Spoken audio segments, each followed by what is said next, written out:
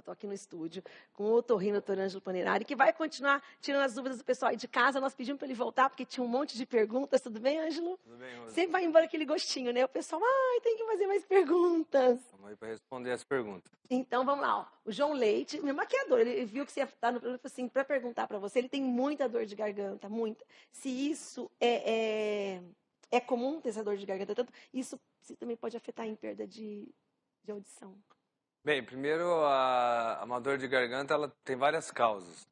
Nós temos que ver se é uma amidalite, a infecção da garganta, que ele tem que tomar antibiótico, da febrão, ou é uma crise de rinite, pode ser até refluxo, gripe, resfriado. Entender. Elas têm características diferentes, por exemplo. Uma crise de rinite, ela vem junto com o nariz congestionado, escorrendo o nariz, um pouco de tosse, pigarro. Uma amidalite, ela não tem todos esses sintomas, mas muita dor, febre. Ele olha, tem placas de pus na garganta. Então, assim, não é comum, não é legal ter isso. Então, ele tem que procurar uma ajuda, ver o fator que desencadeia e fazer o tratamento, porque ele está sofrendo à toa. Pode ser o caso de ser operar também? Não importa a idade que a pessoa... Porque a gente fala assim, eu normalmente opera a amígdala quando é criança, né? Tira, né, a verdade, a amígdala, né? Mas a pessoa adulta, quando está tendo muito, isso também pode vir a tirar? Sim, a lenda de acontecer mais com criança é porque na infância elas crescem mais do que o normal, depois elas regridem um pouco. Mas, então, as indicações acabam sendo mais em crianças. Mas adultos que tenham amidalite de repetição, eles têm, se respeitar os critérios, pode sim fazer a remoção dela sem problema nenhum. A outra pergunta que você fez, se isso pode afetar a audição, não. As dores de ouvidos que as pessoas têm quando tem infecção de garganta é proveniente de uma dor irradiada. Então, assim, o ouvido não será comprometido. A gente tem outra perguntinha, também não se identificou, mas ela disse assim, doutor, a minha cera no ouvido, ela só sai na lavagem, se isso pode prejudicar a audição. Eu também queria saber você se pode tirar a cera. Uns dizem que é bom deixar a cera. A cera tem uma função, ela faz a defesa do canal auditivo. Então, assim, a cera, não se preocupe com ela. O nosso grande erro é que nós queremos limpar o ouvido mais do que o necessário. Quando surgiu o cotonete, ele surgiu para limpar a nariz de criança. Então, a gente começou a usar no ouvido e a gente acaba empurrando a cera. Só dele evitar o uso do cotonete, a chance de acumular cera diminui, porque o ouvido ele seria, entre aspas, aí, autolimpante. Então você não precisa ficar... Não. Com a própria toalha, acabou de tomar banho, pega a toalha, limpa só a beiradinha aqui. Sempre sai. É uma proteção. A cera, ela protege, ela hidrata a pele. Existem pessoas que têm acúmulo de cera.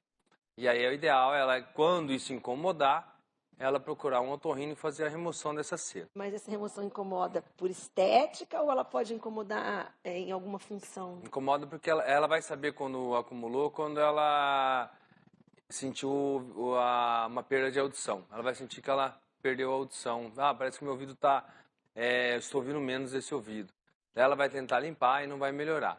Então, aconteceu isso, procura um médico otorrinolaringologista, ele faz a remoção e resolve o problema. Uma orientação, quem tem muito acúmulo de cera, é legal antes de viajar, por exemplo, vai para a praia, vai para a piscina, vai no médico antes para fazer a remoção, porque se isso acontece num lugar um pouco distante, que não tem assistência médica, às vezes ela pode perder as férias, porque aí tem uma infecção, e aí 7 dias que ela ia ficar lá feliz, ela vai ficar com dor. Pode acontecer que quem tem acúmulo de cera no ouvido, faz natação, isso aí tem alguma ligação, atrapalha? Sim. Na verdade, o ouvido pode infeccionar. A natação ela é um fator de risco para quem tem a predisposição a ter infecção de ouvido, porque a água entra, deixa aquela pele mais úmida, mais susceptível. Se tiver um pouco de cera, ela pode inchar e pode fazer uma infecção de ouvido aí, promovida pela umidade, mais a manipulação de tentar fazer a limpeza depois. Tem mais uma pergunta. Ivete, né, Sabate? Obrigada, Ivete. Ela disse assim, que faz 20 dias que ela está com labirintite. Se isso tem alguma coisa a ver também com infecção de ouvido? Ivete, na verdade, a labirintite que você deve estar sentindo é uma queixa de tontura. Então, tem muitas causas por trás dessa tontura. Vai ter a ver com a infecção de ouvido se você estiver sentindo dor de ouvido, ouvido tampado, ouvido vazando. Se não, é uma outra causa. Agora, não, eu tive uma infecção de ouvido, está vazando o ouvido, agora eu estou com tontura. Então, tem que tratar essa infecção de ouvido. Se não, a gente tem que procurar uma assistência médica e investigar o que está acontecendo com você. Se isso sempre ocorre, se é a primeira vez, porque tem como melhorar muito, tem como curar essa labirintite. Tem a ver com estresse?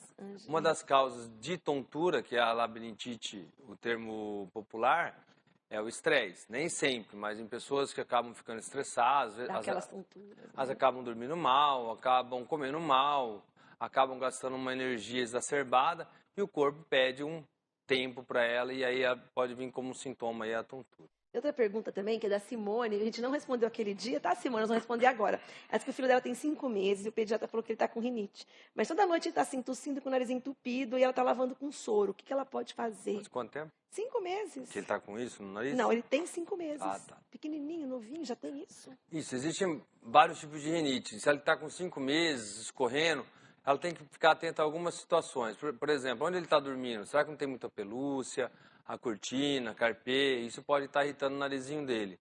Existe outra coisa que é a obstrução nasal do lactente. Às vezes, nessa fase, a criança, o narizinho é muito pequeno, um tempo um pouco mais seco pode também incomodar. Então, assim, o que eu oriento ela, dá uma olhada em casa. Muita pelúcia, aquele véuzinho do mosquiteiro, isso tudo pode estar atrapalhando o bebê.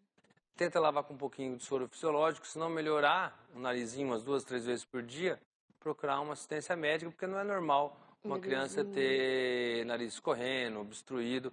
Não é nada de grave, mas é uma coisa que está incomodando a Simone. Tem mais uma perguntinha, né? A Juliana, ó, o povo tá mandando, você viu. Ela disse assim, perguntar para você, doutor, se você dá antibiótico para um bebê prematuro, isso pode afetar a audição do bebê? Sim, então assim, qualquer antibiótico que você entra, que você administra no bebê, tudo é uma balança, é um risco-benefício. Alguns antibióticos nós sabemos que são mais susceptíveis, têm uma facilidade maior de prejudicar a audição. Outros não. Então o médico ele já tem essa consciência e evita os que são chamados ototóxicos, que podem prejudicar a audição. Mas existem algumas situações, hoje cada vez mais raro, de ter que entrar com antibiótico que pode ter esse risco. Mas quando isso ocorre, você já tem o ideal é fazer um monitoramento da audição para ver se isso está sendo prejudicado. Ó, ficou um monte de pergunta, tá? A gente vai agendar para você voltar de novo. É nosso otorrino aqui do Ver Mais, combinado, Ângela? Foi um prazer aí tirar as dúvidas. Obrigada, tá? Tá bom.